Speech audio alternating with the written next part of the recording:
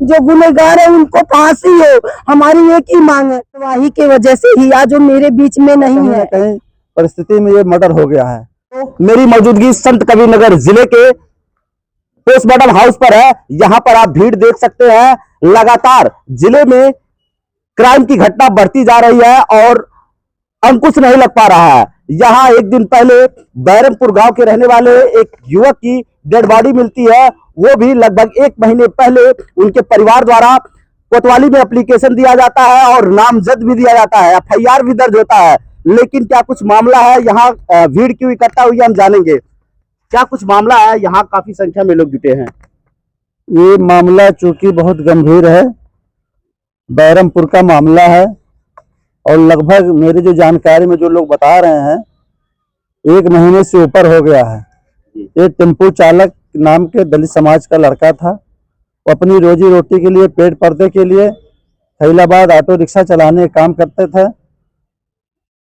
1 महीने के पहले किसी अज्ञात के कारण गुमशुदगी में लोग कोतवाली में मुकदमा दर्ज कराए थे। उसके बाद 1 हफ्ते के बाद नामदर्ज मुकदमा 4 लोग के नाम से कराए और बार बार हमारी बहुजन समाज पार्टी की टीम गठित होकर SP साहब से, CO साहब से, कोतवाल जी से सबसे मिलने का काम किए। इन्होंने आश्वासन देते थे कि ठीक है 2 दिन में, 4 दिन में हम पता लगा लेंगे कौन इसमें साजिश किया है। ये लोग बार बार कहते थे कि हमारे परिवार का जो लड़का है उसका कहीं ना कहीं परिस्थिति में ये मर्डर हो गया है। लेकिन पीड़ित परिवार नाम दे रहा था तो पुलिस क्यों हाथ पर हाथ रख के बैठी थी। पीड़ित इसी नाते हाथ पे हाथ रख के बैठी थी। यहाँ पुलिस प्रशासन, SP महोदय, ये मेरा अपना मानना है कि संत कबीर नगर नहीं पूरे उत्तर प्रदेश में दलित समाज होना, मुस्लिम समाज होना एक अपराध है, मेरा जो मानना है। क्योंकि आज की डेट में दलित उत्पीड़न, मुस्लिम उत्पीड़न, बैकवर्ड उत्पीड़न जरूरत से ज्यादा हो चुका है। आप ये देख लीजिए, संत कबीर नगर में आज की डेट में घटनाएं पे घटनाएं होती चली जा रही हैं, लेकिन प्रशासन इस पे कोई अंकुश लगाने का काम नहीं करते हैं। लगातार जिले में घटनाएं बढ़ रही हैं, लेकिन यहाँ की पुलिस प्रशासन हाथ पे हाथ रख के बैठी हुई है और यहाँ राजनीति शुरू हो जाता है। वहाँ के परिवार के लोग, गाँव के लोग ये कहते थे, जब ये लोग बार बार दबाव बनाते थे तो कहते थे अरे वो कहीं जिंदा है, कोई दिक्कत नहीं है, वो लड़की लेके भाग गया है, किसी के साथ भाग गया है, वो कहीं ना कहीं है, जिंदा है। लेकिन ये लोग बार बार कह रहे थे, परिवार के लोग, पीड़ित लोग, कि नहीं वो जिंदा नहीं है और हम लोग शंका जता रहे हैं कि उसकी मृत्यु हो गई है। उसके बाद सुन लीजिए, जब उसकी लाश कल 12 बजे लगभग मिली नहर के पास और आज तक PM हाउस डेड बॉडी का PM नहीं हो पाया है, इसमें क्या साजिश है। इनको तो आनन फानन में प्रशासन को रात में ही कर देना चाहिए था। ये बताइए, जिसके परिवार का ये सदस्य मरा है, वो बताइए उसका खाना पानी हर चीज हराम हो गया कि नहीं हो गया है। PM भी नहीं हुआ, अभी तक गिरफ्तारी है। अगर नाम दिया गया था तो गिरफ्तारी भी नहीं हुई है। गिरफ्तारी भी नहीं हुई है। मैं बताया ना, दलित होना, चमार बिरादर होना, मुस्लिम समाज होना, बैकवर्ड समाज होना उत्तर प्रदेश में एक जुल्म है।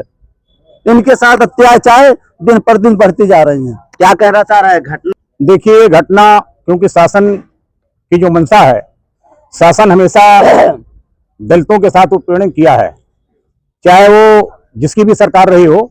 और वर्तमान में जो सरकार है, इस सरकार में तो आए दिन चोरी, डकैती, हत्या, बलात्कार दलितों के साथ ही ज्यादातर हो रहा है।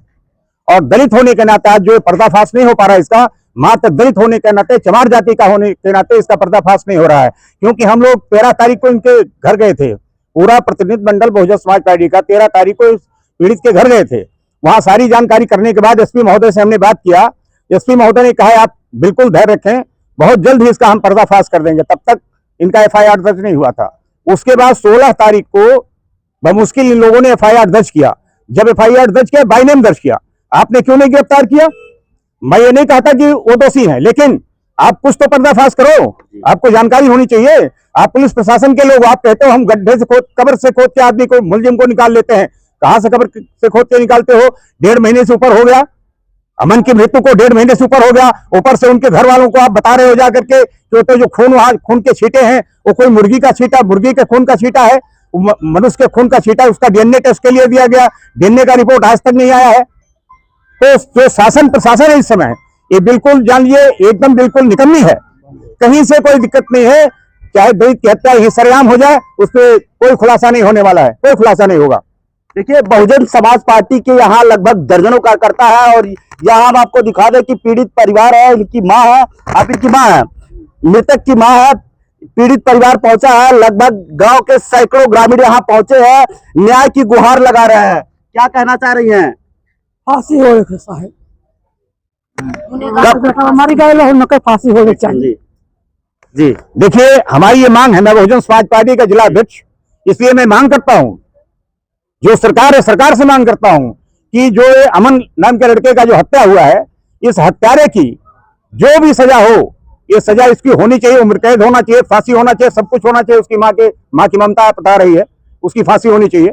लेकिन मैं एक पार्टी का अध्यक्ष होने के नाते कह रहा हूं, इस सरकार से कह रहा हूं, ये मांग मेरी है सरकार से और शासन प्रशासन के लोगों से मेरी मांग है, एसपी साहब से मांग है, डीएम साहब से मेरी मांग है कि इसमें जो भी कार्रवाई हो, उचित कार्रवाई करके जो दोषी हैं उनको सजा मिलना चाहिए और निर्दोष आदमी कतई इसमें फंसना नहीं चाहिए, ये मेरी मांग है। लगभग 1 महीने से ये पीड़ित परिवार अपने लड़के का राह देख रहा था कि मेरा बेटा आएगा, पुलिस प्रशासन दिलासा दिला रहा था कि आएगा, लेकिन आया क्या? बेटे का लिपटा हुआ शव। क्या कहना चाह रही है कि जो दोषी है उनकी गिरफ्तारी कब तक करेगी पुलिस? बोलो हमारे बेटे के साथ। आगे आइए। यह रोता बिलखता परिवार लगभग 1 महीने से रोता बिलखता था और आज यहाँ मोर्चरी हाउस पर भी इस तरीके से लगभग सैकड़ों की संख्या में ग्रामीण भी पहुंचे हुए हैं। क्या नाम है आपका? मेरा नाम गुंजा है। मृतक कौन था ये आपका? मेरे छोटे देवर थे वो जी। कानून इतना लापरवाही के वजह से ही आज जो मेरे बीच में नहीं है। अगर जब से हम ये केस दर्ज करवाए हैं और सबके दरवाजे पे जब से हम बार बार जा रहे हैं, यहाँ से बस्ती, लखनऊ, दिल्ली, गोरखपुर, हर जगह हम लोग कागज डाल चुके हैं। हर जगह हम लोग मांग किए कि न्याय हमारे देवर को ढूंढ के लाया जाए, लेकिन कहीं से कोई सुनवाई नहीं। पुलिस सब घूसखोर पैसा खाई, इसलिए कोई सुनवाई नहीं की। लेकिन अब इतना डेड बॉडी मिलने के बाद आपसे यही विनती है कि हमें न्याय मिले, जो गुनहगार है उनको फांसी हो। हमारी एक ही मांग है, हमें न्याय दिलवाइए। और हम इसके यह रोता बिलखता परिवार न्याय की गुहार लगा रहा है। प्रशासन कब करेगी कार्रवाई? देखते हैं आपका क्या राय है इस वीडियो पर, कमेंट करके जरूर बताइए। फिर मिलते हैं नई जगह पर नई वीडियो के साथ, तब तक के लिए नमस्कार। मोहन राजभर, एबीएस न्यूज, संत कबीर नगर।